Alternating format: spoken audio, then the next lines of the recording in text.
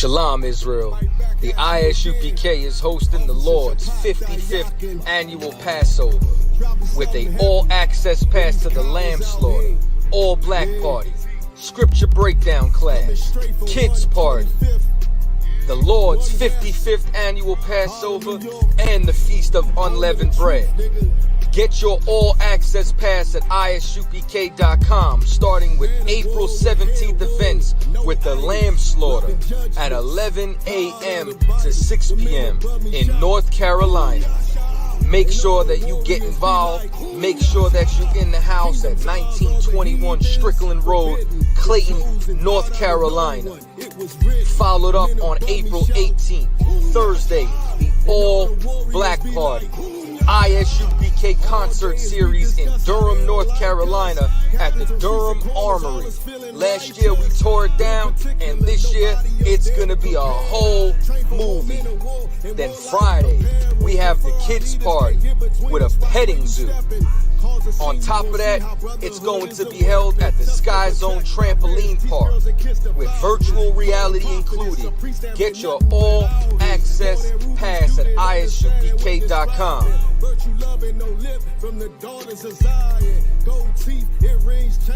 April 19th in the evening, General Mahaiman's scripture breakdown class. You already know we got the heavy hitter in the building, and it's going to be at the South Square Event Center. Make sure that you're in the house starting at 7 p.m. in Durham, North Carolina. Then April 20th, the moment you've been waiting for, the Lord's 55th annual Passover. Make sure that everybody's in the house, and it's being held at the last Black National Fairgrounds in Pittsboro, North Carolina, starting at 6 p.m. Also housing an actual slave quarters, which you will be able to go and take pictures and video footage in front of it. That's 191 Fairgrounds Road, Pittsboro, North Carolina, April 20th, starting at 6 p.m. with doors open at 4 p.m. for a brunch. Make sure you're in the house on time. Then April 21st, Sunday, is the Feast of Unleavened Bread at the Haiti Heritage Center, 804 Old Fayetteville Street, Durham, North Carolina. Make sure that you are in the house. If you have not booked your hotel room, there are still a few rooms available at the Millennium Hotel. Check the number. Make sure that you call. Rooms are only available while they last. The Lord's 55th annual Passover, hosted by the ISUPK. Class announcement. We don't know that.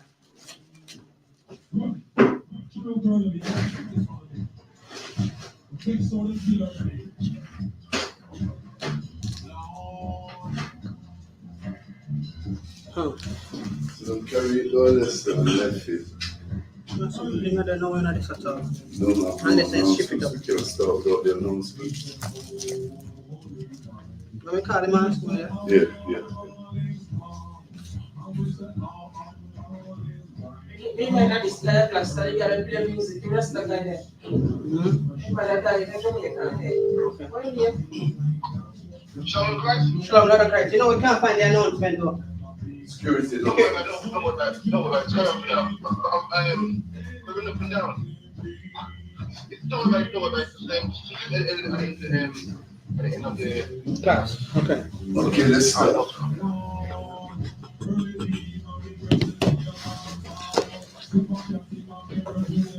You ready? Yeah. You ready? Yeah, man.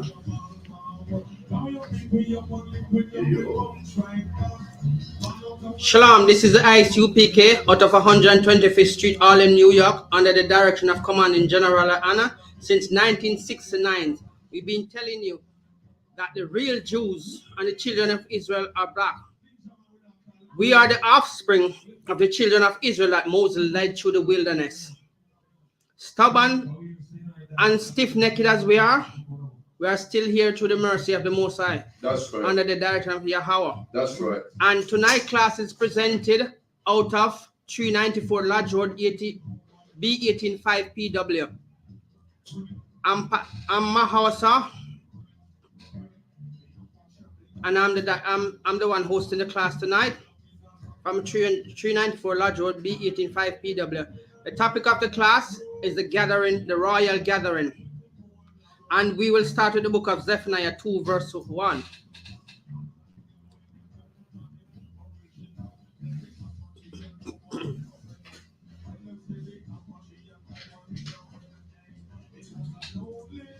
Okay. The book of Zephaniah, chapter 2, verse 1.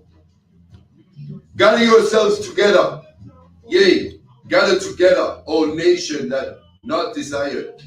Right. As the priest Ariella said, he's reading from the 1611 King James Version of the Bible, which is not being watered down because the oppressor didn't really get his hands on it. His grubby paws never touched this one. So we are confident to tell you that this book is 99.99% accurate.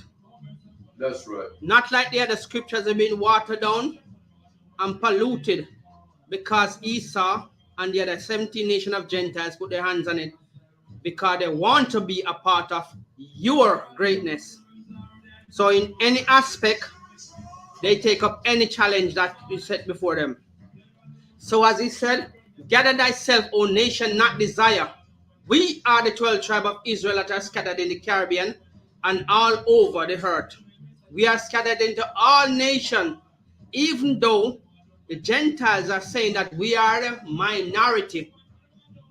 God says, the Most High says, we are of the sand of the sea and the dust of the earth. And for you to be scattered into all nations, you have to be more than everybody else. Right. Because you can't have 10 grains of rice and they go scatter in all nations. No. You have to have more than that. Lump sum to be a nation is scattered so evenly, to serve in all captivity, and to be belittled, and you've been treated less than even animals, and these people show you no mercy. So listen, this is the royal gathering we are telling you about.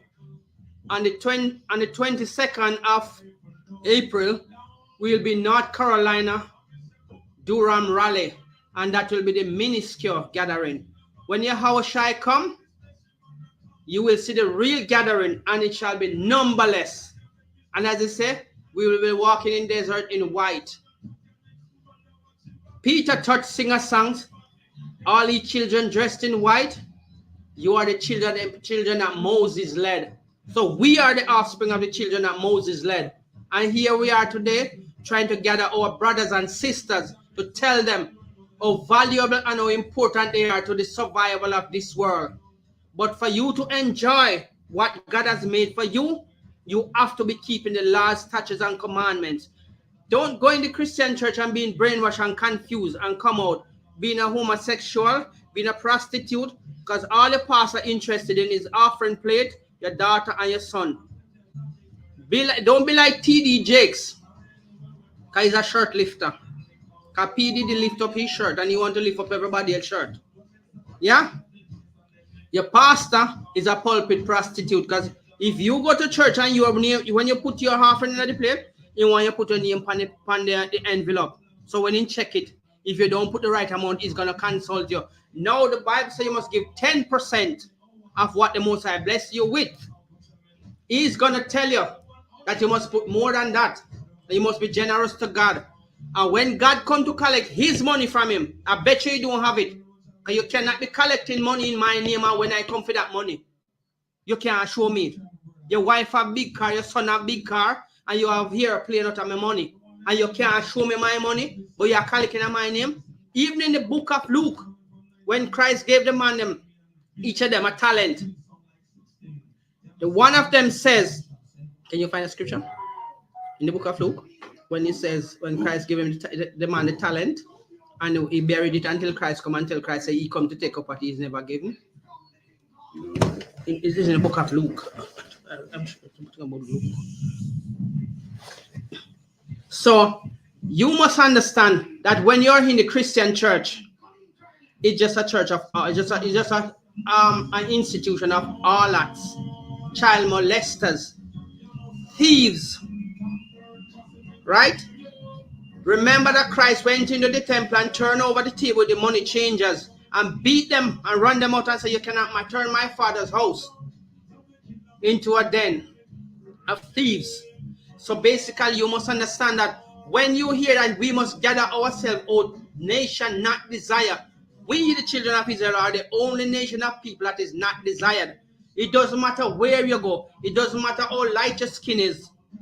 They know that if your father is black, it doesn't matter which other nation you sleep in, you are black. It doesn't matter the tintiness in your skin.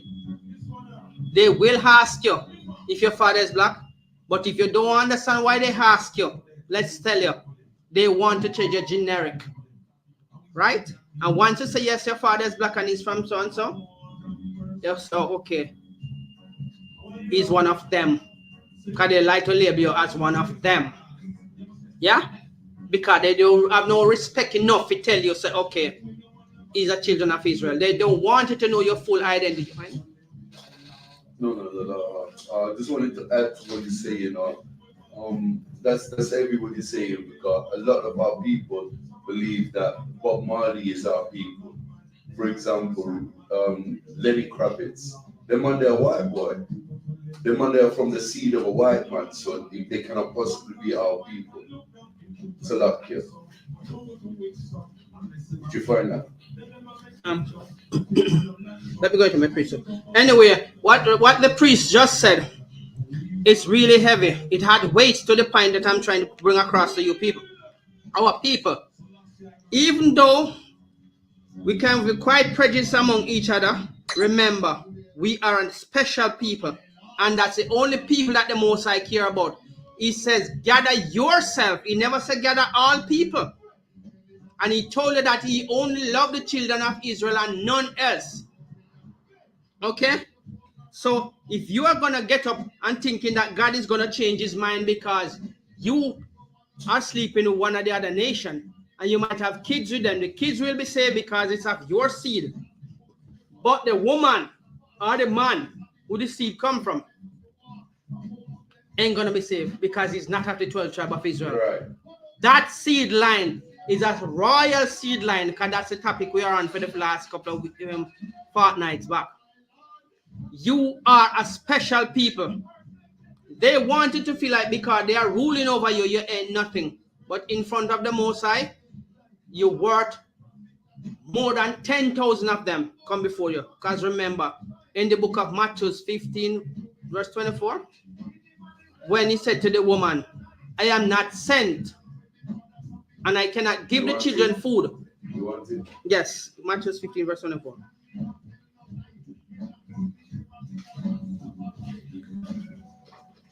So the book of Matthew, chapter 15, verse 24.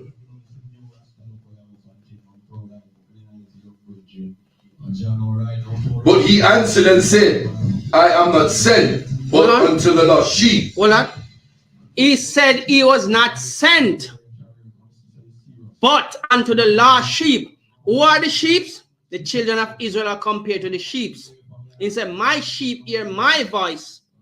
He never said the whole world. So when your pastor is trying to put us in a mixing bowl or a skittle bowl and tell us we are all equal, there's no equality in God's creation. Look at the lion. Look at the tiger. Now let's use a feline. Look at this. Look at the tiger. Look at the black panther. They are all cats from the same feline, but none of them part together.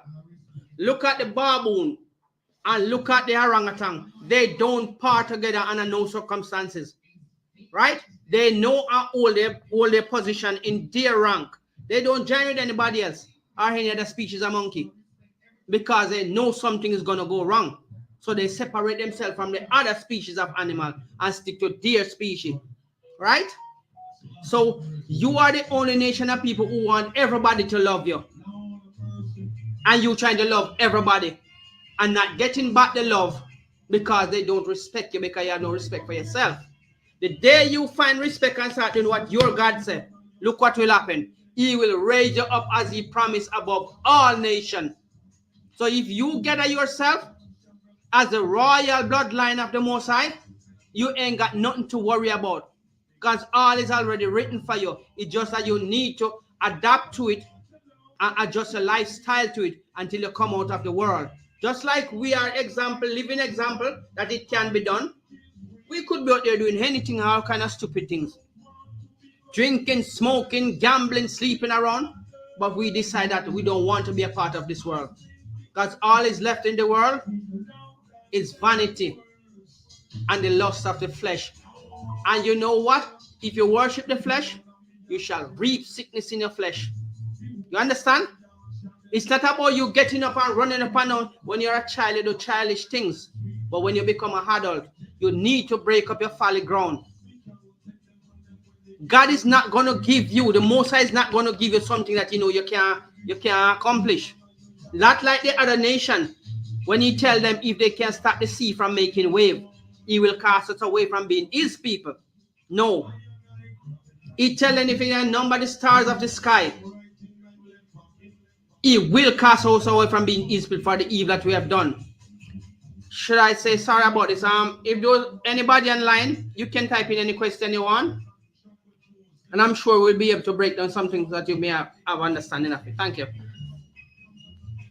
And if you find yourself with the other nation and they are treating you bad, why would you still want to be a part of them?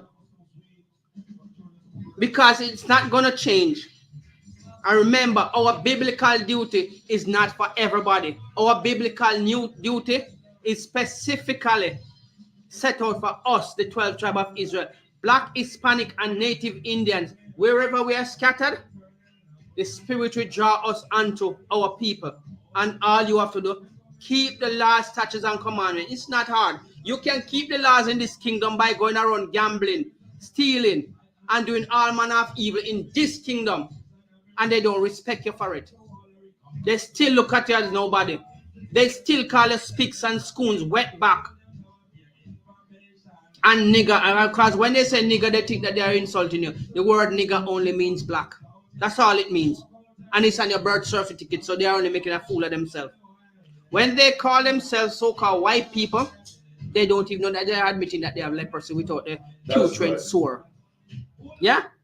So, God is black. Christ is black. The angels are black. And if you want me to break it down and show you different scriptures where you can prove to you that if a child comes from a so-called black person and his wife come into the house with a tiny baby, you're going to start questioning things. Because there's no way your wife, you are the same color, come from the same nation, and she's coming there with a tiny child, then you must have to ask what's going on here. Were you playing with the washpot, Moab? Because God called Moab a washpot. And we know back home in Jamaica, when we call a little boy a washpot or run boat, you know, say, I come around our yard. So when God called Moab a washpot, I tell him, say, watch Moab, man. Ain't win you anything. So watch yourself. Kind of loving washpot. So don't believe, say, when God says something and you're not happy. We can show in Romans 3 verse 3. Rough Romans 3 verse 3 for me, please. Romans 3 verse 3.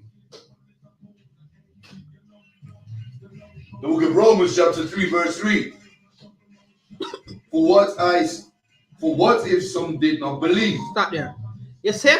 When God said, gather yourself together, O nation, not desire, he never tell you to gather the other nation. He said, gather yourself. And if we telling you that and you don't believe, read on. Shall their unbelief make the faith of Yahweh without effect? Shall your unbelief, shall your doubtfulness, like doubtful Thomas, make God's word of no effect? No. It still stands. Hook, line, or sinker, the word of the Most High still stands. And if you want to go man cry your blue, purple, and green eyes out. It don't make a difference to God. Because God don't care about feelings. Right? Because if God was working with your feelings, what kind of God would he be? He wouldn't be punishing you when you do your wickedness and come laughing with him. And he can tell you everything you do before you even say it to him. 100% accurately. But no, you want to do your sinful deeds and you run, come and present your burnt offering, and then you go back out there and go do the same wickedness to your sister and your brother. Sleeping around with your next door neighbor, even though he's your brother, you're sleeping with his wife and molesting his daughter and his son. And you expect the Most High must, you come with your tears and believe it. Your tears ain't going to soften the Most High. It don't work like that. You spitefully go there in the wickedness, so you must prepare for your judgment. Didn't you see what he did in the camp with the children of Israel? When they start sleeping with each other's wife, he tell Moses, find the man who sleep with their wife and kill him. Moses even asked, why have you done this to me? But Moses have to prove that he's a leader, a strong leader, and will carry out the duties of his God, our Father, Yahweh, in the name of Yahweh Shai. So when we are in this kingdom and a brother or a sister is doing wickedly in this kingdom, we must tell them, look, the world is expecting you to stay docile, to stay stupid, to be ignorant about who you are, because this is a time when you should be telling them, no, you ain't telling me who I am anymore. I know who I am now. I am of a royal standard, and this royal standard was not selected by man, but by the Most High God. Right? So you must keep that biblical duty that is assigned to you and your people. So listen, if at any time you stumble, don't worry. Just like when you're a child growing up and you try to walk, your legs are not that strong and your balance is not that accurate. Countless times you stumble and injure yourself and you brush off and you get up and you cry. Do the same thing with this. If you find yourself doing something wrong, go and pray. Because when this man that is ruling over you judge you, you can't tell him not the right to judge you. Because this is his kingdom, he's ruling in this kingdom. Because his father tell him to rule over this kingdom. And we know that the God of this earth is who? The wicked one. So we are living in a time where all of these prophets, from Moses down to Abraham, down to Isaac, down to Jacob, down to John, would like to see this time, the last days that we are living in. And don't think when we say the last days, it might end tomorrow. He said days. Don't forget it, pluralize. When Jacob was on his bed, he tell his son, then gather yourself together and let me tell you what shall befall you in the last days. We are being dethroned from that time, and the other nation, oh, they love it. They revel in our sinful behavior because they wanted to stay in sin and neglect the laws, statutes, and commandments that you should be holding uprightly above all nations, that they may see you and say, yes, these people are wise people. These people are smart people. They start listening to what their God says. And listen, we ain't got nothing to lose. When you do this, we have to gain, because the Most High will not allow you to do something and not reward you. Because he wants the other nation to see that he's a God who kept his words. And while you keep his laws, statutes, and commandments, he will bless you and he will lift you up. He said, ask in secret and I will reward you openly. Read again. The book of Romans chapter 3 verse 3. For what if some did not believe? Shall their unbelief make the faith of God without effect? Loads of our people in these last days seem to lack confidence or fear of the other nation. They rather not believe, or they rather go to church and the pastor seduce them with lies and deceive them out of every penny they have. And they go home, they can't even pay their bills or anything. But when the pastors are not looking after the flocks, what do you think is going to happen to them? The Most High come and you collect money in his name, then you're going to have to pay it over in his name. And when you can't do that, it says, my sheep hear my voice. We heard his voice. And you know that you are of a people who went into captivity. You are the offspring of the royal bloodline, and you refuse to keep the laws in this, but you quickly keep your slave master law. Because if he tell you that you cannot stand at the street corner, you're going to move. That is keeping his laws. But your God law, which is supreme over all law upon the earth, and he give it to you as his royal bloodline, you don't want to keep that. No. You rather keep the slave master law, and the slave master still persecuting you. Because they know that any day you raise up and realize who you are or the bloodline you come from, then his kingdom is done. And look, his kingdom is toppling over itself. People work tirelessly, and what they're getting for their pension can't even buy crackers and saltfish. Loads of them going to bed only eating a sandwich and a cup of tea, and they labor so much, and the pension can't even pay the bill when they get it. So you see, the more we raise up, the more they go down. Right. Don't forget the allegory in Genesis 25, verse 25. When Esau was coming up, Jacob hold on to his feet. So his kingdom is coming up, and as it's going down, it's pulling our kingdom up. So these are the last days when our kingdom is being pulled up. Wake up, Israel. Wake up out of slumber. You have much to do and much to gain. In this kingdom, ain't nothing for you. So if you want to live a life in squalor, and you had a nation laughing at you, I don't know what else you want. If you think you should be speaking up scraps on your slave master table, then you got no value. And you are not invaluable in this kingdom. So why don't you just come and keep the laws? The laws was only made for you. Don't let them tell you about you. We are equal. There's no equality. Ask the priest if there's any equality since he come in the Bible, learning the scriptures. Never. He has not yet found that equality, that the other nation will be saved with you. So if they are going to be saved, what are they going to be saved from? Themselves? We are the one that's going to be saved from them. That's why Christ tell you, he come not but unto the lost sheep of the house of Israel. And in the book of in one of the scriptures it says, and Mary shall have a son, and they shall call his name Jesus, and he shall save his people. He shall save his people. He did not say he's going to come and save everybody. We have it in Matthew 5 and 17, but we have it done. Give me Matthew 5 and 17. Is that one? So,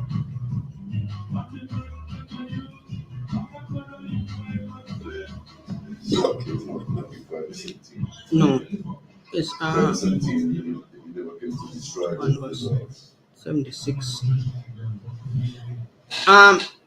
Anyway, let's go. But when you come to realize your value in the earth, right? You must understand that you are not this color just for a reason, for no reason. Your holy hair represents something in the Bible. It represents your father's ear quality. So if we go in the book of Daniel 7 verse 9, it said the Ancient of Days did sit, and his hair is like the pure wool. Who have woolly hair? The royal bloodline. The offspring of the Most High have the royal hair, the royal color. And it's nothing that you can't find out, because Putin has just opened that church in his country, and he take out all the artifacts and showing it that, look, Christ is black, God is black, and the world now is at his feet, at his truth, trying to kill him because he's bringing out the truth. Hitler was doing the same thing, and the world classified him as the most wickedest man. Even when he tell them America and England has stolen God's children and have them in captivity, and he's gonna do God a favor by killing them bastards. In them German language, to say bastard, you say bastard, and to say black in German, you say Schwarzers. So he said these bastards are preaching the gospel of the Schwarzers, and I'm gonna do God a favor by killing them. And they never tell you that's the reason why Hitler was behaving the way he's behaving, because they were robbing his country and killing his people and taking their wealth. And now they stigmatize Hitler as one of the wickedest man, right? They never King Leopold, who killed 20 million Africans, even though they are not our people. They never label him as a wicked man because what? He's killing black people. But because Hitler was killing these fake Jews out in Jerusalem, dying of skin cancer and dropping like flies, and nobody's covering that in the news because they're so-called white people. Hitler is the wickedest man. But King Leopold, who killed 20 million over their own national resource, he killed them. Chop off hands and foot over their own natural resource. But he never come in the book of being one of the wickedest man because he was killing black people. Right? And as a people who have such high standard and value, we still sucking up to those who oppress you. You still want to sleep with them when God says you must choose wife of your people. Give to your people your strength. No, you want to walk around with Talia Becky like you're just going to town and buy a new Gucci handbag you're hugging up in the street and holding hands like it's the best thing since sliced bread come. Guess what? God is unhappy with you. And if you want us to go in the book of Deuteronomy 7 verse 6, it tell you that you are not supposed to be married to no other nation of people but your people. But if you know your value, you would respect your people. But because you don't want to admit to who you are, because you want to live in the deception of the other nation, while they ridicule you, make mockery of you, they could just walk up in the street and say any rude things to you, spit any word in your face, and guess what? It wouldn't be nothing to you, just laugh. Because you think you're not being insulted, but they are insulting you to the lowest level. They have no respect for you, nor your people. And those are the people who nowadays just suck up to them and telling themselves, oh, he was just joking. He wasn't joking. It's a premeditated act. And his father, Satan, put it upon him to come and reproach you with it. Yeah? So stop being silly and believe that the other nation is going to save you. Which one is it? Okay, so. Is it Matthew 1 verse 21? No, the book of Matthew, chapter 10, verse 6. Let's start at verse 5. These 12 Jesus sent forth and commanding them, saying, go not into the way of the Gentiles, and into any city of the Samaritans enter ye not. Verse 6. But go rather to the lost sheep of the house of Israel. So you see, he sent these 12 and he still never tell them to go and preach to the world. He said, go not in the ways of the Gentiles. Remember, the word Gentile means children which is not of Israel, non-Israelites. Now when you hear me say Israelites, we're not talking about those people over in the land of Israel fighting.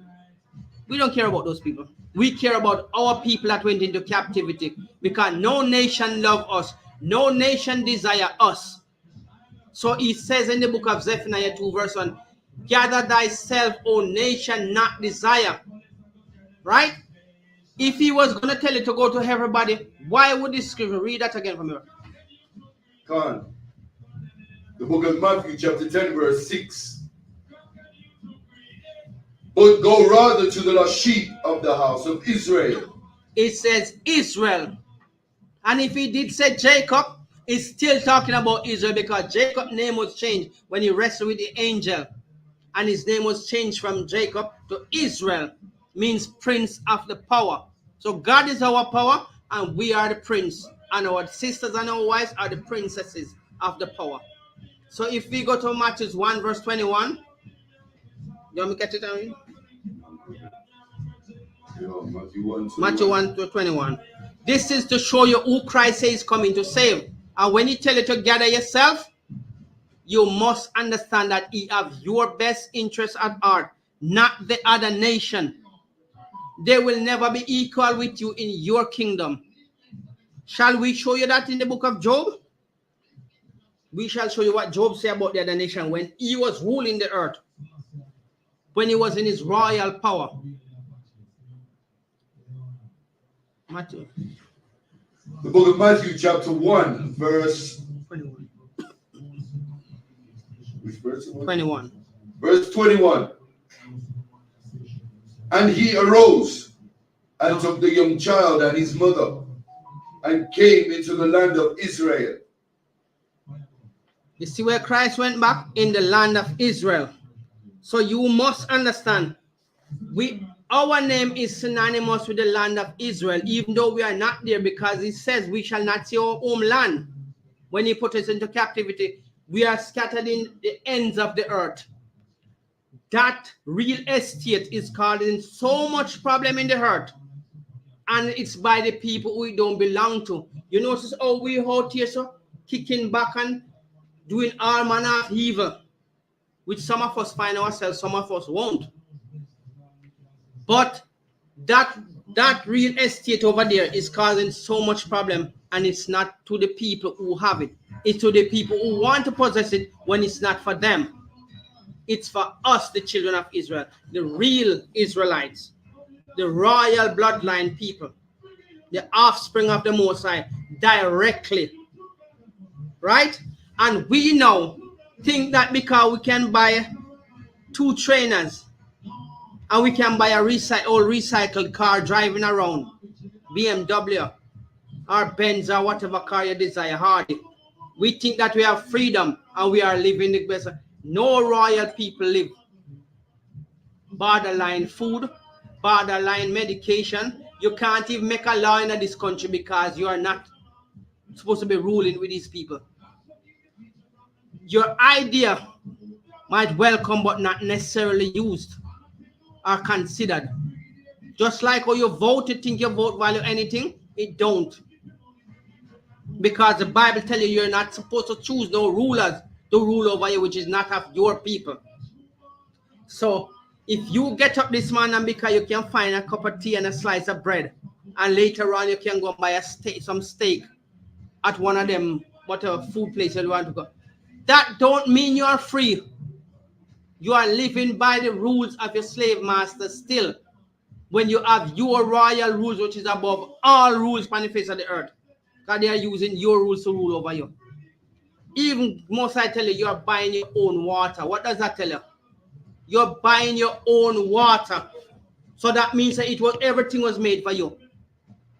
So why won't you come home and take what position of yours that these other nations stop abuse you?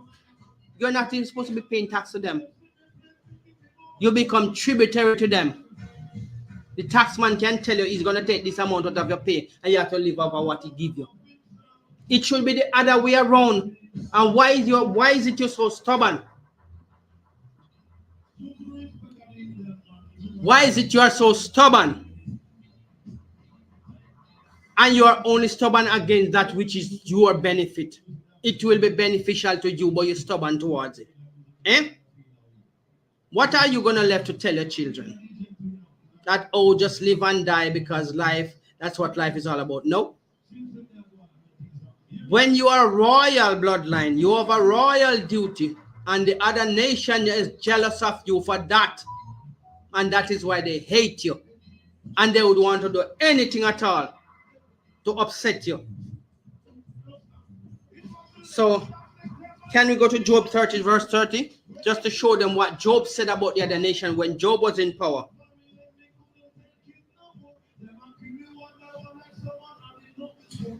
The book of Job, chapter 30, verse 30. My skin is black upon me, and my bones are burned with heat. Read on. My harp also is turned to mourning, and my organ in the voice of them that weep. Read on. Let me go. It's a different chapter. When Job says, He said 30 and 30. Job 30 and 30 is a color. Okay, it's a color scripture, but Job did say to them, they spit in my face. And all right, just go to Matthew 1 verse 21. To 1:21. The book of Matthew chapter 1 verse 21. And he arose and took the young child and his mother. No, Matthew 1 verse 21. Let me read it. The book of Matthew 1 verse 21. And she shall bring forth a son, and thou shalt call his name Jesus, for he shall save his people from their sins. You got the precept wrong. Matthew 1 and 21 is not that. This is Matthew 1 verse 21. Mathew, Matthew 1 verse 21. In that book? And he arose. Matthew 1 and 21. Matthew 1 verse, I'm going to highlight it here.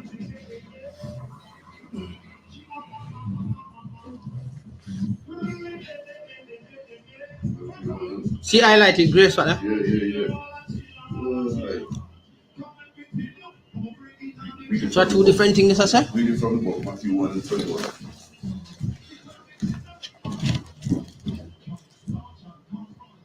Matthew 1 and 21. And she arose and yes, this is saying something different. Matthew 1 verse 21, yeah. 1. Yeah. Matthew 1 verse 21. No, it's wrong. You are wrong. You are reading 2 verse 21. Matthew 1 verse 21 is over this side. So you're reading from the wrong section. The book of Matthew chapter 1 verse 21. No, because the woman sit on that side. And you too. So if it's something hot, you can move it. Yeah, can move. The book of And she shall bring forth a son, and thou shalt call his name Jesus, for he shall save his people from their sins. So you see, when he said to you, gather yourself, O nation, not desire, Mary shall bring forth a son, and he shall save his people from their sins. And you know what sin is? Sin is breaking the laws, statutes, and commandments. So if he's coming to save the world, what the other nation will be saved from? When they already have power to treat you. Can I take it from you? Yeah, I'm all right.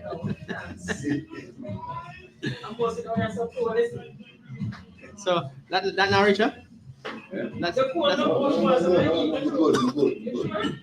so being the royal bloodline of the children of Israel, we have that responsibility. We have that duty. And that duty is to gather ourselves for what?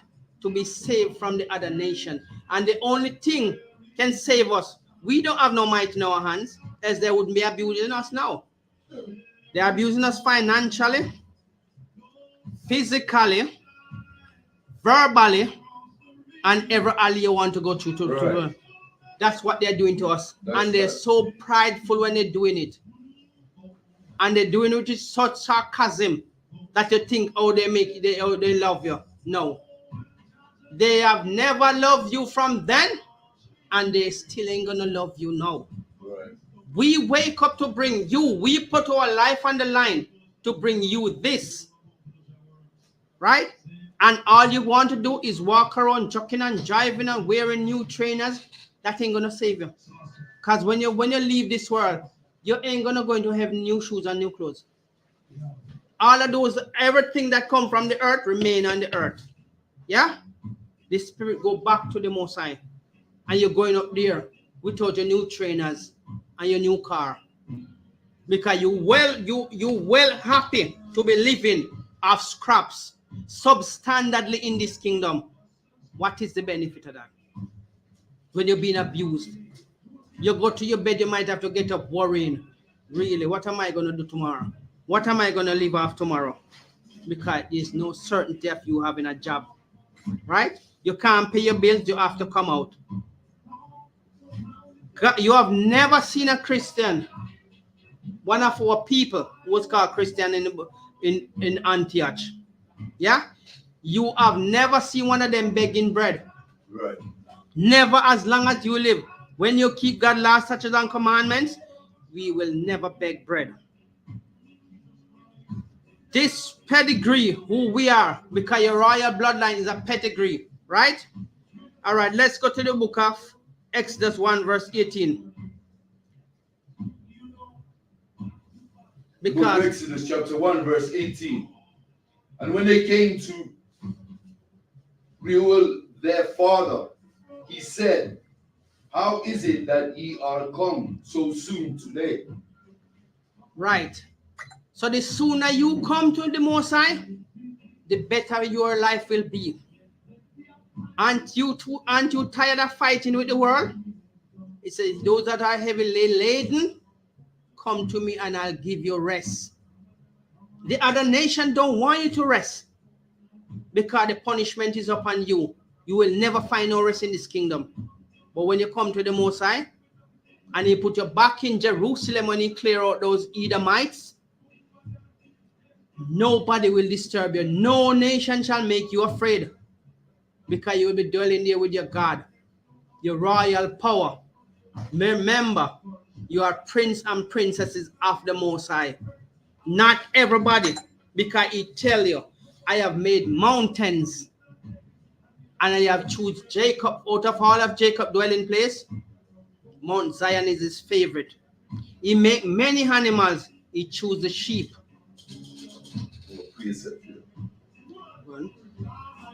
The book of 1 Peter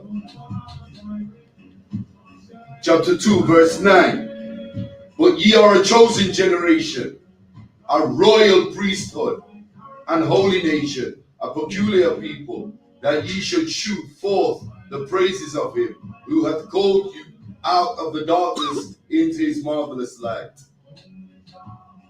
Read back right to where it says you are a royal priesthood. The book of 1 Peter chapter 2 verse 9. But ye are a chosen generation, a royal priesthood. Royal. That's why we call you a royal bloodline. You ain't just dragged up, right?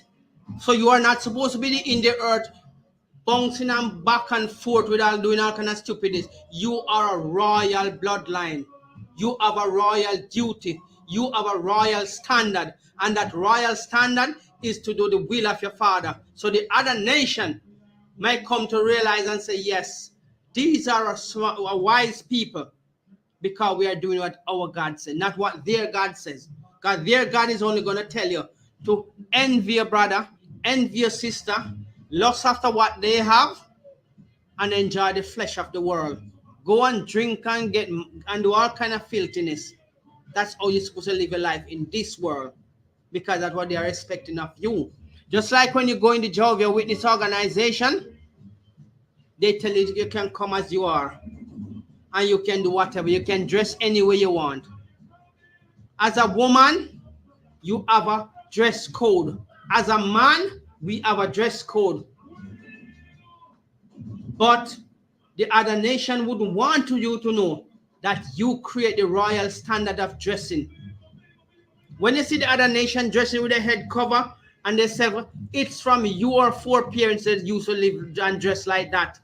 Respectfully, modestly, in modest apparel. Not this bag of expensive recycled clothes that you think say, oh, I'm going to pay £800 for one jeans. You don't need to dress like that, because all you do is giving back your strength to the other nation. And you will live as a pauper. Even though Christ was one of the well-dressed men upon the earth, his garments has no seam in it. And the belt that he wear around his waist is of the pure gold of Uphaz. If you should wear that belt now, you'll be living in fear. You can't even buy it anyway, much less have to wear it and live in fear. But you, as a royal priesthood, a royal bloodline, God is not going to give you nothing you can't keep up with. He tell you, come to me and I'll give you rest. He set out the rules, the laws, the statutes, and the commandments. It's not hard, else we wouldn't be doing it. The hardest part of it is to start anything. To start to walk, to start to talk, to start to do, even just your first day going out to work, it's going to be hard, because you have to devote your time and your effort to impress the slave master, or you can work properly. So you're worthy of keeping the job. When God says, come to me, He's not going to burden you with the things of this world to make you frustrated. Yeah? If you're wrong, He'll correct you in measures and He'll tell you what to do before you go wrong. Just like He lead the last of the commanders, our forefather when they were ruling the earth. Come on, man. When they were ruling the earth, they were keeping the law, statutes, and commandments. If you break that law, you get a punishment. And if that is a punishment, you're going to receive it. You understand? So if we go on to realize that how valuable we are, we wouldn't have this hatred for our brothers and our sisters. And I just see that when you do thing, you get envious. You get jealous because you can't wait your turn. You don't know how long they've been suffering before their blessing come. But the moment you see them, you just like a teenager come the other day and you want to get rich and you want to live better than everybody. Getting riches is all right. But if you don't know how to manage the riches, what's the point of it? You're going to destroy yourself with it. The world must look at us with lusty eyes because we are the chosen people. Right. We should be reigning above them. Why are they still reigning above us? Even though chattel slavery is over, you still carry their name, so they still look down on you. You're still following their rules, they're still looking down on you. Nothing is wrong with obeying the laws of the land, because the laws of the land come straight from the Bible. And it was your laws anyway. But because they are ruling, they want to make you think that they make all these good things and all these laws are about them. It will never be about them. It will never be given to them. No or never. When they go into captivity, you're going to see who the real rulers of the earth are and who they're going to follow. Because without this law, what would you be? Tell me. Running up and down like wild people doing wild, stupid things. Like they used to call it the Wild West, and everybody could just pop out a gun and shoot each other. But this law that was given to your forefather, you are the one. You are the one supposed to be upholding it to make the world look at you and says, I wish I could be like those people. But no, you don't want that. You want to be equal with them. When there is no equality from the beginning, in the middle and in the end, ain't no equality. The people that you supposed to be loving, you hating them. And the people that you are supposed to be hating, you loving them. What's the benefit of loving those who love you and not loving those who you hate, which is of your people? When the Bible tell you about your brother or your sister, it is of your people. It never tell you to love the other nation. But even though you're supposed to respect everybody, but the love is for your people. Every nation love their people. You can't go to China and go tell a Chinaman to give up his business to you because you love him. You can't go to India and go tell an Indian man to give up his business because you love him. He will rather give it to his people than give it to you because he loves his people. And every nation put their people first. If you're smart. What is a nation without rules? Even in your house, there are rules. So why can't you keep your father rules? But you keep the slave master rules. That's what you say? Yeah, I'm a precept when you're talking about. You want it? Yeah. All right. The book of 1 John, chapter 4. Okay, we're through. We find it. Okay. So, if a duty is given to you, much is expected of you. You have a lot of responsibility, and that responsibility does not come from man. It comes from God. Okay, the book of 1 John, chapter 4, verse 5. They are of the world, therefore speak they of the world, and the world heareth them. Verse 6. We are of God, He that knoweth God heareth us. He that is not of God heareth not us. Hereby now we the spirit of truth and the spirit of error. Right. So you see, this was only speaking to the people who will hear the word and come to the word. You are the people who must hear the word and do the word, because the kingdom is not going to come by you sitting down. Because if you sit down and think you're gonna live comfortable, no, you have to get up and go work. So why can't you just get up and keep the laws, statutes, and commandments, which is not a burden? Because if it was, you wouldn't see us here. We would be frustrated by the burden of it, but it's not burdensome. So just get up, dust yourself off. It's no shame for you to get up and turn your life around. Give your life to the man who will destroy the body and the spirit. Don't worry about your slave master if you die tomorrow. He can't save himself, much less to save you. But God will save you, because he can see all things before it happened to you.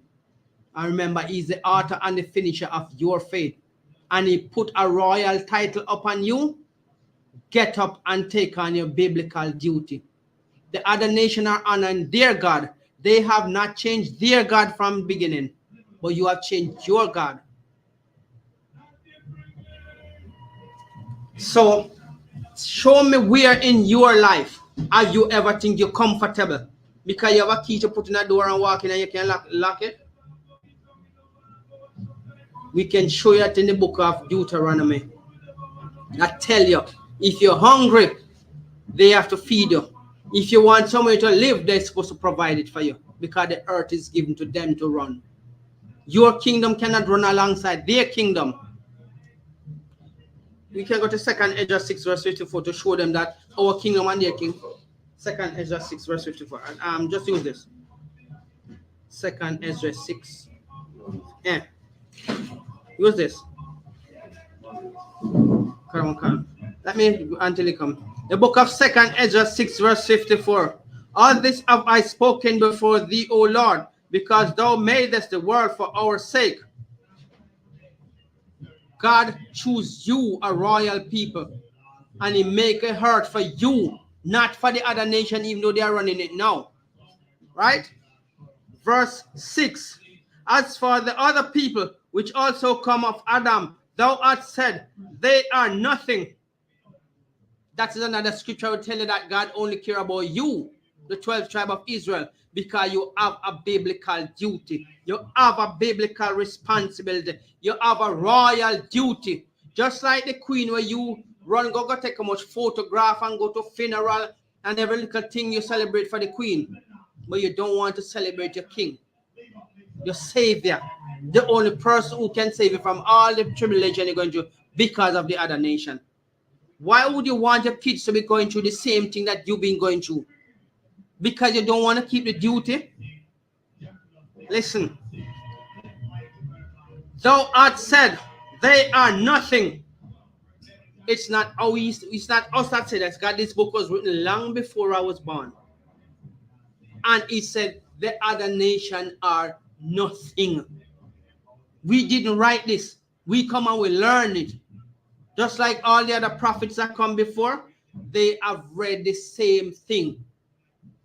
And it was written for us, for our learning, not for them. When one of the prophets asked Christ, why do you speak in parable? He says it's for you to understand, not them. So it was never about them. It was about you, the royal bloodline. You are a people, a peculiar people unto the Most High. He never said everybody. So if you think you are living out in this world and you are living any life as a royal child, you ain't living no life. You're eating the abominable food. You're doing the abominable thing by sleeping with the other nation, which God don't like. He said, lest his anger kindle against you and he destroy you suddenly. If he was happy for you to sleep with the other nation, he wouldn't have said that. He wanted to say separate from them, because you are more valuable One of us is more valuable than 10,000 of them put together. And that's all he's telling you. Leave them alone. They will destroy you. They will cause your God to destroy you. Because they are jealous, they want to keep you mentally enslaved and spiritually destroyed. We are a walking dead among these people, and they are happy to see us walking around docile, like dead, walking dead among them, and they can make mockery if you look at them. But they are God chosen people, and they can't even keep the laws. We can go and pray 5 times a day to our stone and our wood, but you can't even pray 2 times a day to your God. How stupid you are, eh? And you claim that we claim that we are the most smartest generation, and we can't even keep the laws. So what are you smart in doing? You'll be like the Hamites, the wise in doing evil, and you want to be wise in doing evil against yourself and your God, and causing all kind of problems to your children, because they are the nation. They love it, you know. They love when you stumble, so they can mock you and your children. Because this kingdom is not for you. Let me move on to the other. Yeah? And as liken them the abundance of liken them, and as liken the abundance of them unto a drop that falleth from a vessel. And now, O Lord, behold, these heathens which have ever been reputed, which has ever been known for nothing. Right. Them are nobody. Them like a drop from a bucket that if you have a cup of water and some drip out, you don't care about the water drop around because you have plenty left in the cup. You're going to scale to weigh. Or you're going to put something on the surface, you brush off the dust and wipe off your hand. That's how God see them, as nothing. Don't argue with me. Can we show the scriptures? Because you can't even argue with God anyway. So if you want to argue with you, we have the precepts. All you have to do is just listen. Carry a pen and pencil and we show you. Because you can't argue with God. Because we are afraid of him, that we said to him, we don't want to hear God's voice. Speak to Moses and we will listen to Moses. Because if we listen to you, you're going to kill us. So can you imagine the other nation? The hunger that you have against them? We have to tell him, no, we don't want to hear it from you. Speak to Moses and we will hear it from Moses. Because we know if he speaks to us, it's death coming after that. Right. So be not afraid of the other nation. They might be a little intimidating at times, but if you start keep these laws, they run away from you. Because God will put an angel there to protect you. And they will be running without you even have to chase them. So what's so wrong if you have the royal title as a royal child? Don't you want to live like a royal? Look at Harry. He don't have to do nothing, but his wealth is there already. God is already written in the Bible about your wealth. He say the plans that he have for you is to prosper you. If you come and keep the laws, statutes, and commandments, your prosperity is already written. So what's wrong with you just getting up out of this world? Leave the foolishness of this world, because you're still acting like a child. You reach 70 and you're still acting like a child, or you want to go to and you want to party because you're going to buy the best clothes tomorrow to go into town and party. For what? Sinful things, because you only got there to watch a woman lust after them. And if you're a man who go around the corner there, yeah, that's what you're going out there for, the lust of the flesh, whatever way you want to take it. But when you are a royal bloodline, you're supposed to behave like a royal. I am tired of this world. Not when me have me not care about it. Because with a life is a World War III too, man. Just to take the other nation out of rulership over our people. And our people wake up and come to their heritage. Moses kept the law. John kept the law. Paul and Peter kept the law. They leave it to you to show you that you can keep it just the same. And in these last days, first come, first serve. So why can't you just get up and leave these things? Material things cannot go nowhere now. Because all material things come from the earth. Where you going to take it with you? Have you ever seen a rich man or a wealthy man? Because riches is not money. Wealth. So we're talking about a generation where he is only spending the interest of his great-grandparents to survive. He don't even touch his money. He just living off the interest rate. Right?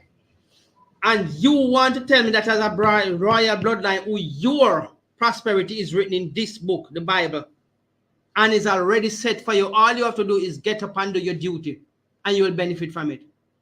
You get all the protection that you get. No scammers will ever come to scam you.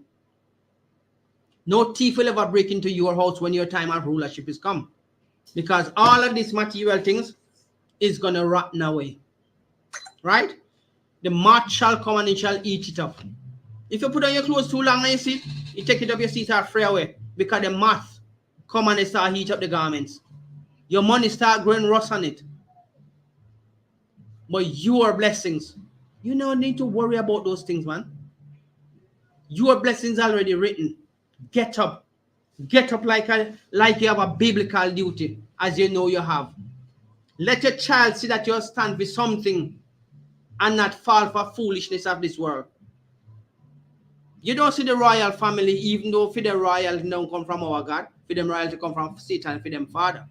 Right? Your royalty come from the God who created the heaven and the earth, which no man can touch you when God say he bless you. Even your enemies will bow to you. But it's just hard for you to come out of the world. And what is in the world? Show me what you spend the whole day doing, if it make any sense to you. You don't devote yourself to nothing of value than the present material things. Our new trainers tomorrow, I can't buy, go and collect my money and buy new trainers. That ain't nothing. For your special people, you're worth more than the recycled things in this world. So if you can't see yourself above the foolishness of this world, then what are you living for? Me and so you just give up your life and go on. But we who should stand here and tell you that you can do it. We do it. Moses do it. Paul do it. And they are coming from the same bloodline as you. Did you know that you Benjamites, we're called Jamaicans, which we are not even Jamaican, we are Benjamites. That's what we should be calling ourselves. Right. Do you know that our forefather has kept the law and shows that we are coming from the same bloodline? So it's nothing hard that you can do. God has used all of our forefathers from every tribe to show us that, look, all of these tribes are keeping the law. So not because you are in this world, you are still a part of their bloodline. You can do it. It don't take much. Just start and you see how easy it takes and ease yourself into this. And you don't even care about the world of this anymore. When you turn around and look what you were doing, you realize stupidness, waste of time. Any question online? No. So let's come together. We are at 394 Lodge Road, and we have class from Monday, Tuesday, Wednesday, Thursday, Friday, and we have Sabbath class on Saturdays, and we have on the ends. So you must understand we are here all the time for you. There's a phone number you can find on our website. Call that number, and we can arrange a time for you to meet, and we can sit with you and give you a counseling. Something to say? We have a precept for you from here. Go on then. On topic. The book of Ezekiel, chapter 39, verse 23. And the heathen shall know that the house of Israel went into captivity for their iniquity, because they trespassed against me. Therefore hid I my face from them, and gave them into the hand of their enemies. So fell they all by the sword. Transatlantic slave trade. Right. So as we were telling you why this curse, we can tell in the book of Deuteronomy 28, verse 1 to 15, the proposal that God made to us, if we keep these things, these laws, these statutes, these commandments, we would be above all nations. All the other 17 nations would be subdued under our feet, our rulership, our direction. We wouldn't have to be eating the abominable food that they are force feeding us. Can remember this, to knock our teeth out, put funnel in our mouth and pour the food on when we decide we're not eating the abominable things. Now when you go to Deuteronomy 28, verse 15 to 68, it tells you all the curses that will come upon us, that we will be going into captivity and we will be sold unto our enemies. The other 17 nations are not your friend. So gather yourself, O nation, not desire. Your Father who in heaven will write this and tell you that you will be sold to your enemy because of your wickedness. That's right. Of breaking the laws, statutes, and commandments, sleeping with your brother's wife, sleeping with your brother's daughter, trying to gamble with your brother to steal his money. That's right.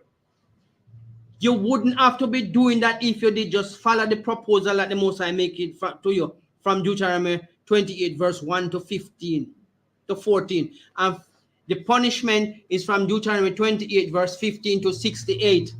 For the want of all things we shall serve our enemies. And you still think these people are going to love you? Come on, man. Hook, line, and sinker, they didn't love you from morning. Hook, line, and sinker, they're still not going to love you today.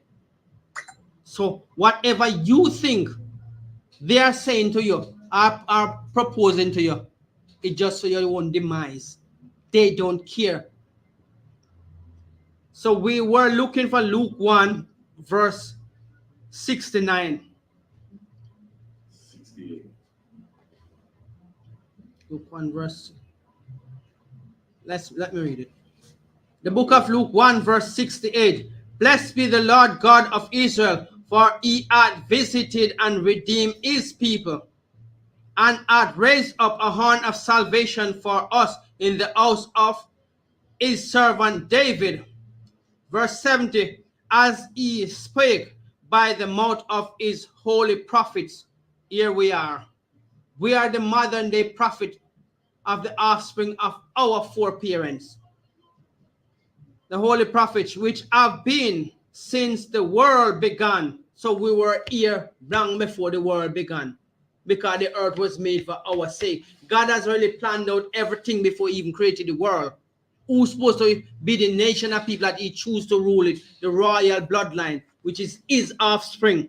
So when you see the other nation stockpiling their weapons, don't think they're going to sit down there and keep them shiny and glassy for no reason. They're going to have to use them against each other.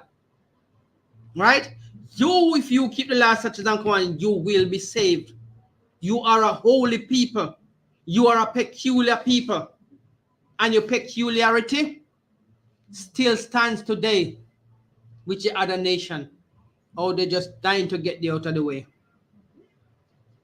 to take your possession, but God would never allow that. The Most High would never allow them to come and take your possession under no circumstances. They say over their dead body, we know, because they're the future dead people. We will be raised up as a people with life to support our heritage. Right, number 7, verse 70, which have been since the world began. Verse 71, that we should be saved from our enemies.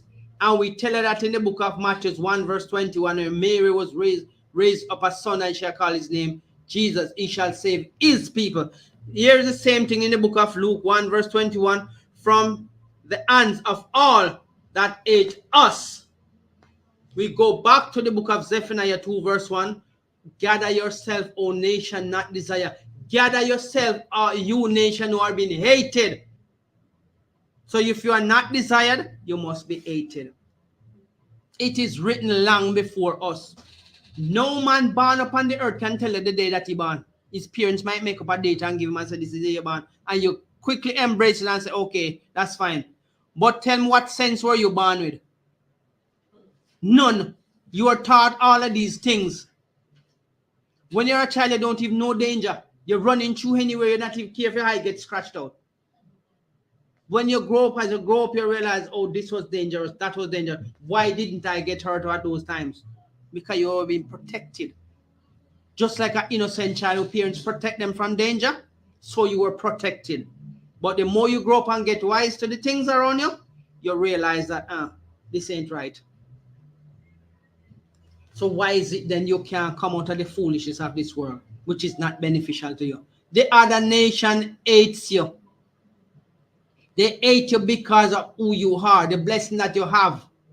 Everything you touch turns success, even though there's a limitation on you, that you should not prosper in this world that much, unless the Most High God is using you as an example to show your people. So look, we shall be rich and famous among them. right? But you are only used as an example. So don't get your hopes up too high for the vanity of this world, because the taxman is coming, the fraudster is coming, your next door neighbor is gonna rob you and maybe rob your life out of your body, because he's just jealous that you are not supposed to be ruling and be successful in his kingdom. Look at Oprah Winfrey. Oprah Winfrey went to France, and Oprah Winfrey is a household name. And she went into a store to buy a handbag, and the lady told her to come out. Told her to come out. She can't afford this. And when the lady find out who she was dumbstruck. Right? So when God is showing you these things, he's telling you, don't worry about the things of this world. Why worry about costly apparels? Look at your brothers and your sisters down there. So you just pass them, splash dirty water upon them in your big car. You don't even stop and say, let me go out there and hand them something and see what help can I assist to them. That's the hatred you have for your people. And as a royal bloodline, you should be looking out for your people. The love that you have is supposed to be for your people. Right. The other nation must come after, because they will serve you. So you will still need to kind of pity them. That's right. But your pity starts with your brother. Right. Don't let your brother be hungry and you have all of these things where you know you might not need. Share it with him. Show the love, because God's still showing you mercy and love. But what's wrong with our people today? We full of pride, puffed up, ignorant. If your brother look at you, you start asking, what is he looking at you like that for? You're ready to fight him. The hunger you have takes so long to quell. Even if you kill him, the hunger would still be there in you. Prideful, because you don't know your value upon this earth. And you won't just calm yourself for a few minutes and come and learn your heritage. And you realize how important you are to the other nation. And the other nation is not of any importance to you. My Father was in heaven, Yahweh, said he will, if we don't want to praise him, he will raise up sticks and stone. You know what? I'll devote my life, because I don't want no stick praising my God, neither no stone. I've seen nations bowing down to sticks and stone, and I ain't doing nothing for them. They don't even know to sit and I bless them. So I rather know, so I devote my time to come and do this as my royal duty. Right. So who are you to just sit down every day expecting, oh, nothing not happening for me? What are you doing for your God? And he tell you that he will bless you. But if your slave master come and knock on your door and say, come out here and do this, and you're not going to get paid anyway, you find ever strength in your body. I'm going to have to go out and do this right now, even though I'm not getting paid, but at least I'll make him happy. So why can't you do the same thing for your God, and your God is going to reward you? It's no point of you trying to make your slave master happy, because he don't like you and he will never love you. So what are you trying to prove? You gather yourself, you look into a nation who cannot save you. Damn right. Because if he save you, what is going to happen to him? He's going to be destroyed. So you rather you be destroyed. Well, I rather spend my time doing this, because sticks and stones must not praise my Father while he preserve my life on earth, that I may go and do sinful things. No. I rather step out of the world and do the will and good, that my Father be glorified and my Savior be glorified, and the angels will rejoice, than any sticks and stones. As we said before, I've seen thousands making them pilgrim to go and bow down and kiss a stone. And they so damn raised to say, when you kiss the stone and you take away your sin, the stone turn black. And you expect me now to go bow down to a dumb stone? The stone can't talk. If you rain or fall, it can't shelter itself. And if you have a step on the stone can't cry out and say, don't step on me. But at that you want to go devote yourself to. And as you bow down your head and talk to somebody, as you raise up your head, you're looking up somebody's asshole. No. We ain't gonna go be bow down behind no man and everybody getting up. No. We ain't gonna bow down to no damn stone or no stick, because we can't see the benefit side. Those things are carved by your hands. in your position, you are better than those things. You can chop down a tree. Ain't nobody gonna persecute you. But you kill a man and see what happened. You have a story, sir? Come. The book of Exodus, chapter 20, verse 4.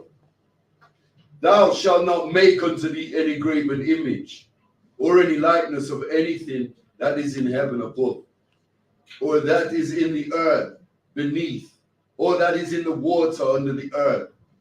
You see? What he's saying is not saying that you must not make them as a ornament to decorate your place or things like that, you know. He said you're not supposed to bow down to them. You're not supposed to make obeisance to them, but you're going to burn incense and all kind of foolishness to them. What is the benefit of that? What did you go get up and tell you? Thanks for burning incense for me, I like the smell of it.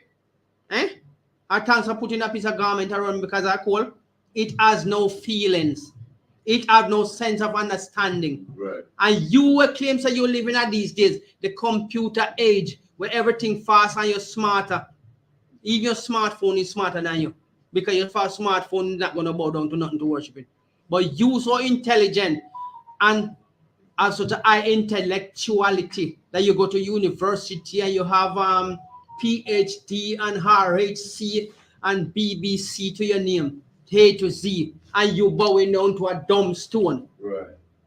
What? So where's your level of understanding and your level of intelligence? You're dumb. You're stupider than a rock you're bound down to. You're stupider than a piece of wood you put for as fast as you will. Eh? And that you are bow down to. Flood will come and wash away that. And what you gonna do? Run, go find one different one and carve it out again and bow down to it.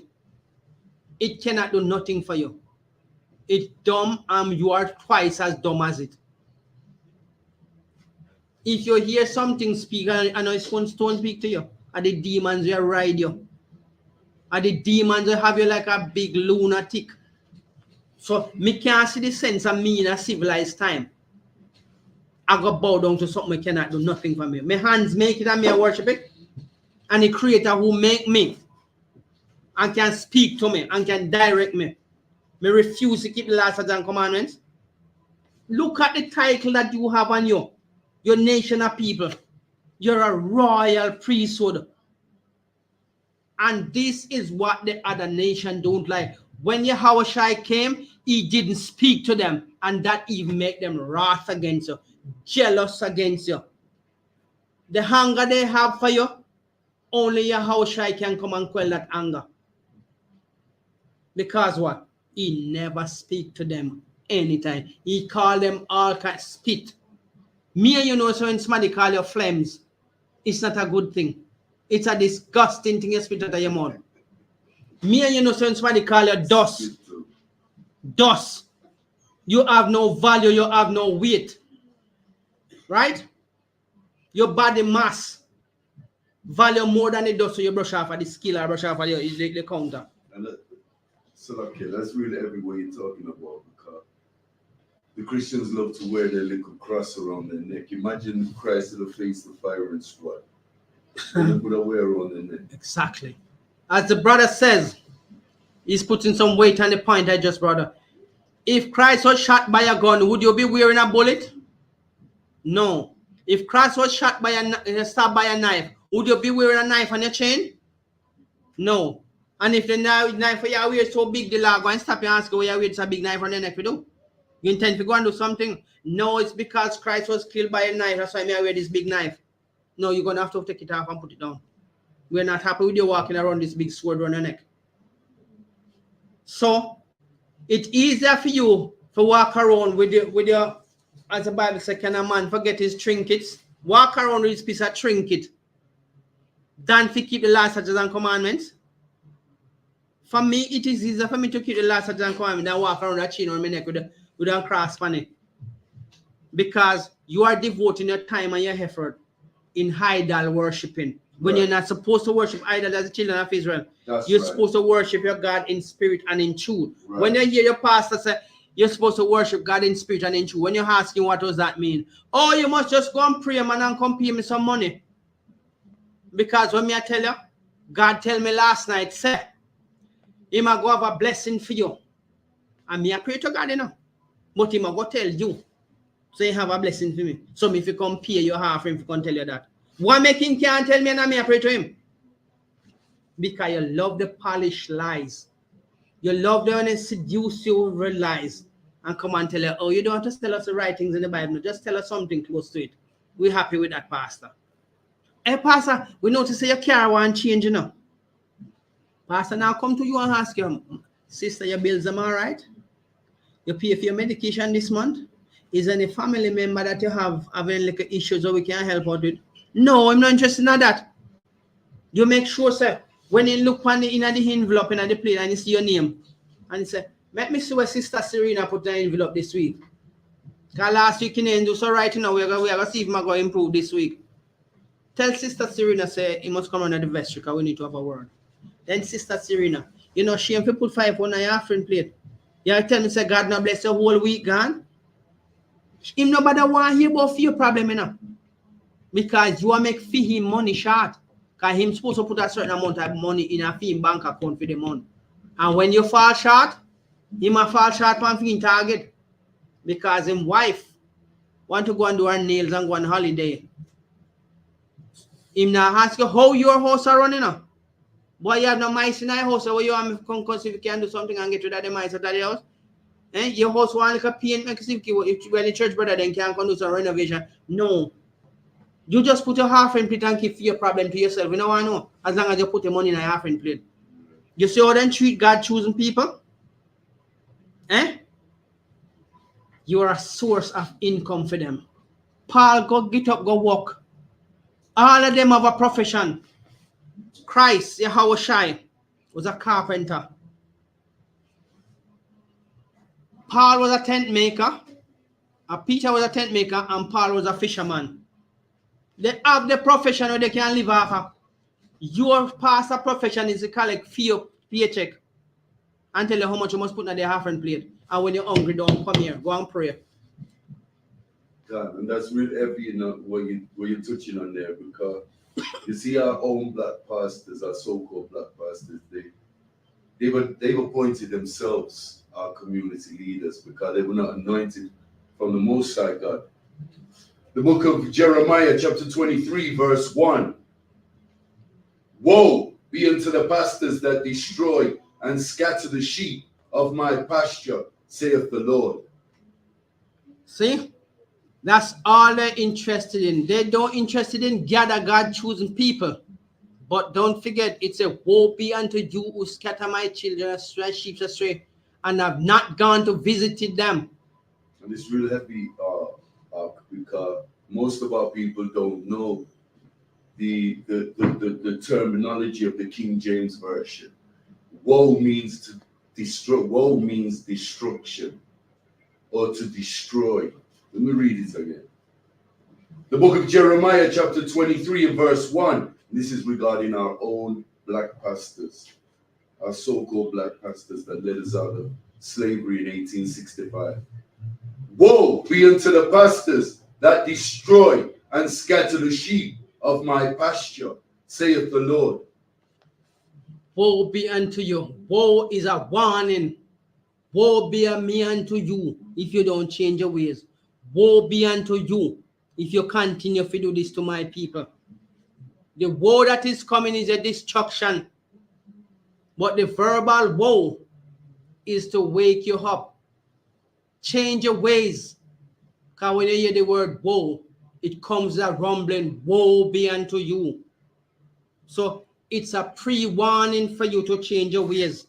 But if you continue to prostitute yourself with the offering plate and become a pulpit prostitute, watching the sister and the sister daughter and trying to get in your way to destroy the people and family, then woe be unto you. That's right. As a royal bloodline, you should be setting example, encouraging people to stay together in marriage, work out your differences. Even Yahushua said, when you're your man or your yard or you're your woman or your dad, problem, stay at your yard and work it out because the church will always be here.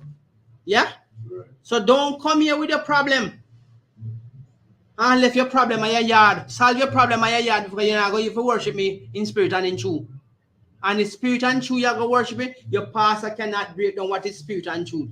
It is the last statutes and commandments. Because the word is the spirit and it is life.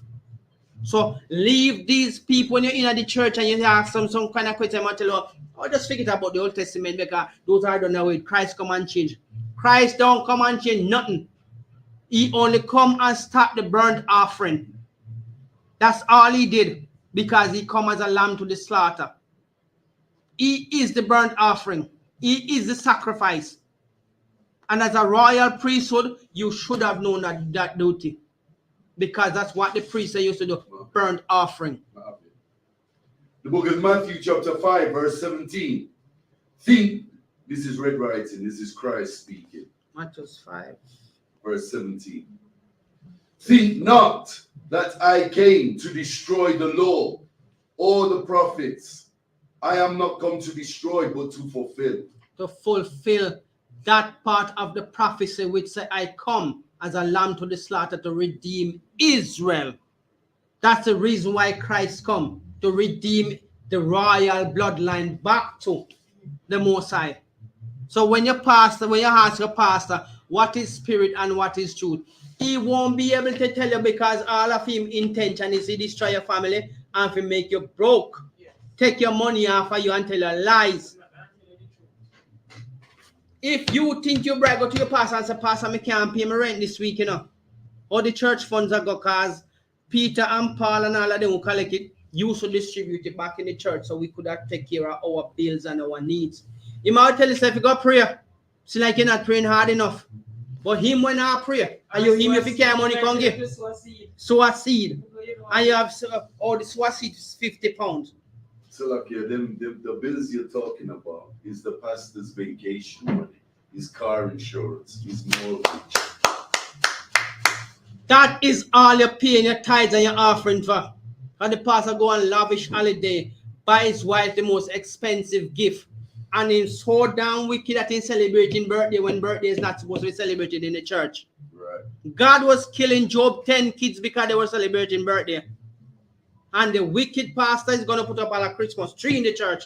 Right. Until he said, come have Christmas dinner. He might go tell you if you come when I Easter, come make a break bread. Because Christ break bread. And we must celebrate Easter. You're celebrating the man's death. You're glad for Christ dead? He did come to die for our sins. But you don't forget about celebrating death.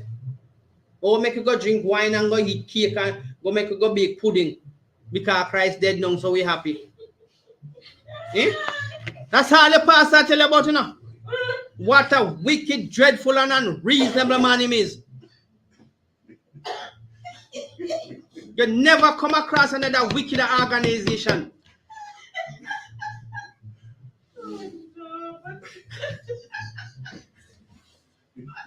Sometimes it come like you give me inside fever to me when I'm looking at wicked, so them people are up on the hurt.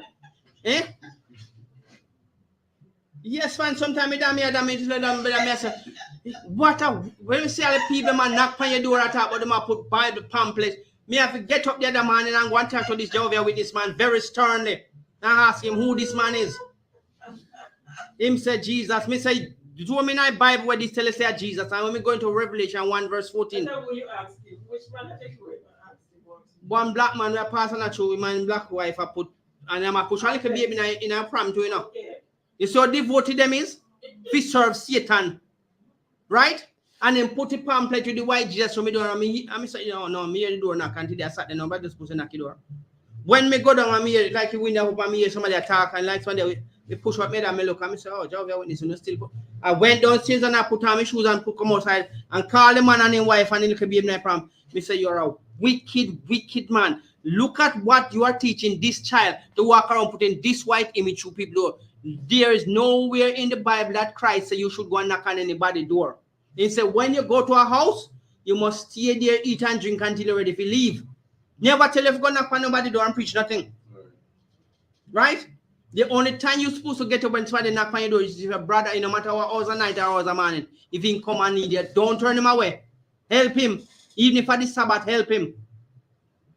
But you take up your picnic and your wife and your walk and put this wicked barbaric image in a Romans 1 verse 23, the abominable image that make like unto a man. Right? Let's get that Romans 1 verse 23 for me. What? Romans 1. Yeah. Romans 1 verse 23. You sure not 25? Let's read that from Romans 23. The book of Romans chapter 1 verse 23. And charge the glory of the uncorruptible. And changed the glory of the uncorruptible God into an image made like unto a corruptible man. So you know, say that image where the man show you the white image, a corruptible image that make like unto a man. That's the only image you see come on TV. I say my Christ. And in full of passion. Right? He's so full of passion that when you look on him, when you walk around, his hand so gentle that when he touch all the people them. It's like he might caress them, don't like how you say caress them, then cat when they sit down and sit to them. Eh? That is a wicked, seducing spirit. Make like unto a man, a abominable thing. And that's what everybody gravitating to worship. Hmm? The man is a homosexual. And everybody want to worship, have him in their house put up. The man that sees a Borgia in poisoning sister husband, in raping sister, and in killing own brother. And that is the man that see see the picture of Michelangelo there? I paint out the black images them. I turn them into a white image. And knowing so that man was his boyfriend. And that thing used for worship. When they tell him there's no historical image of Christ being white. Him said, paint one, find one, make one. And they choose Pope Alexander VI of Rome, son, as the model image. Caesar Borgia, the abominable image in the Roman book of Romans 1 verse 23. Yeah, let me finish this up. The book of Romans chapter 1 verse 23. And change the glory of the uncorruptible God into the image made like to corruptible man, and to the birds, and the four-footed beasts, and the creeping things. We jump to verse 25. Verse 25. Who changed the truth of God into a lie? Who changed the truth of who? Who changed the truth of God into a lie? Who changed the cobblestone? Who changed the truth of God? No, the Catholic Church. Who changed the truth of God into a lie? Into a lie. See? The abominable image. The lie. The deception that this thing come with. We have self-hate down to the last core of your vein. You carry a grievance, your brother is so run so deep that all months when you don't see him, the moment you see me kindle. Your wrath kindle again against your brother because what? He mean tell you the truth. That's right. And you don't like it. Right. Because you love white Jesus so much. That's and you love Master so much because Master look like white Jesus. Right. But the moment me show yourself, God is black, the angels are black. And we can start from Daniel 7 verse 9, then we can go Daniel 10 verse 5, we can go to Revelation 1 verse 14, we can go to the book of Ezekiel to tell you that the angels are black. We can go to Jeremiah 14 to tell you Judah mourneth and the gates of language they are black. We can go to Genesis 2 verse 7 to tell you that God made man from the dust of the earth and he looked just like you. But no. Exodus 4 and 6, Moses a black man. Yes, and we can go to the book of Songs of Solomon 1 verse 5, right? Job 30 and 30. Job 30, and we can go on and on from the new. We can be staggering from the New Testament to the Old Testament and back to the New Testament. And guess what? God choosing people are the royal bloodline. They are black. That's right. You could have cried blood or sweat, paraffin, cursing oil to your vein. God is black. Right. The angels black. Right. And the people are black. That's onto right. The ground. Genesis 2 verse 7. Jeremiah 14 verse 2. Judah mourning and the gates thereof languish. He never said they have leprosy. He said they are black. And if you don't like it, what Romans 3 verse 3 says? What if some did not believe? Who cares you about what you believe? The word is written and it will not be changed because you don't believe. Right? So we're going to stand with what we see in the Bible and that which our forefather and that we generally honor and that which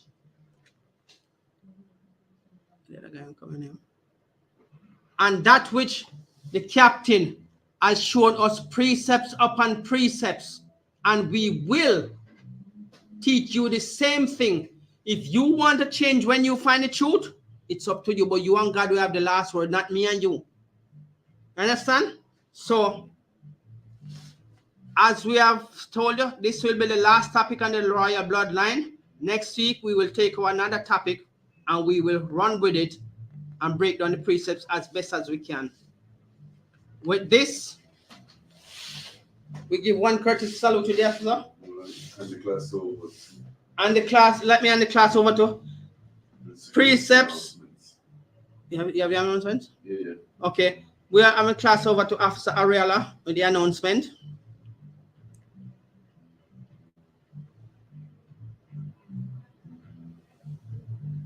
Clap it up for the teacher.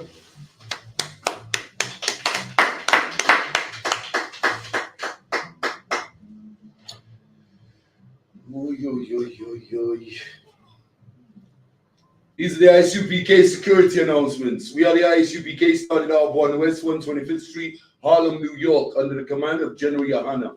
Rule for a new brother and sister. When a new brother and sister comes into the school, they are off limits for 6 months. They are to be saluted only. They are here to share themselves of the world. If they need transportation, the teacher will arrange it. After 6 months, if a brother or sister has an interest in a particular person, he or she must get permission from the head to speak to a brother or sister. There is another 6 months period. There's another 6 months in which the brother and sister will court each other. After this 6 month period, the brother and sister will get permission from the head to marry.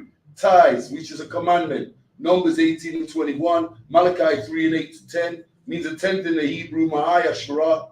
10% of every penny of any increase the Lord gives you. Give to the treasury department or teacher. Priest fund, free will offering for priests, not mandatory. Whatsoever amount you would like. Upcoming holy convocations, the 20th of April, the Lord's High Holy Passover. We're taking it to Durham, North Carolina, USA. Okay, remember Israel, pay your tithes. Remind the Akyam. Remind the Akyam and Akwa to check the bulletin board in the hallway. If anyone wants to be a trooper in the school, to start wearing all black boots, shirt, pant, headbands, and scarves. And with that, we're going to give the teacher one courtesy salute. Men of Israel, I Madiam. I Madiam Shabbat. I Madiam. Barak. Yahweh Shim Yahweh Shai Brakatah. Yahweh Shim Shai Brakatah. Yad Yamata. Sa, which means turn. We're going to give the sisters one courtesy salute. Men of Israel, I Madiam. I Madiam Shabbat. I Madiam Barak. Yahweh Shemai Ladaba Shim Yahweh Shai. Yad Yamata. Class dismissed.